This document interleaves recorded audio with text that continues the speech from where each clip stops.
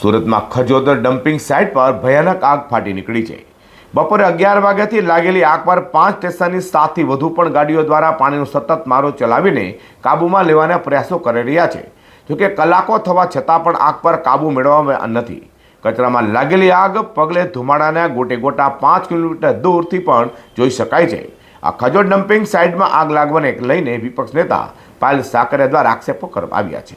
સુરતના ખજોદ વિસ્તારમાં કચરા માટે ડમ્પિંગ સાઇટ બનાવવામાં આવી છે। આ ડમ્પિંગ સાઇટ પર સવારે 11 વાગે આસપાસ અચાનક આગ ફાટી નીકળી હતી।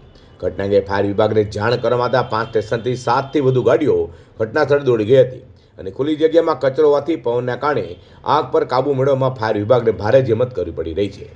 આ વિભાગ દ્વારા વધુ કચરો આગની ઝપેટમાં ન આવે તે માટે દૂર કરીને કામગીરી કરવામાં આવી રહી છે। જોકે છેલ્લા 8 કલાકથી પાણીનો મારો ચલાવવા છતાં પણ હજુ આગ કાબૂમાં આવી નથી। જેને સુરત મહાનગરપાલિકાના વિપક્ષ નેતા પાયલ સાકરિયાએ ગંભીર આક્ષેપો કર્યા છે।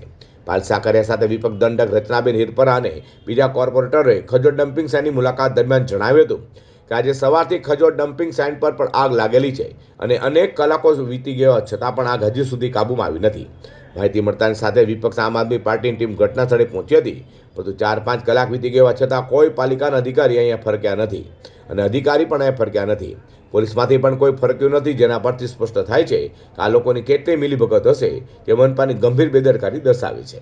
સુરતમાં કચરા કૌભાંડની બૂમ ઉઠી છે, ત્યારે ખજોદ ડમ્પિંગ સાઇટે કચરામાં લાગેલી આગ કલાકો બાદ પણ કાબૂમાં ન આવતા અનેકો સવાલો ઊભા થયા છે।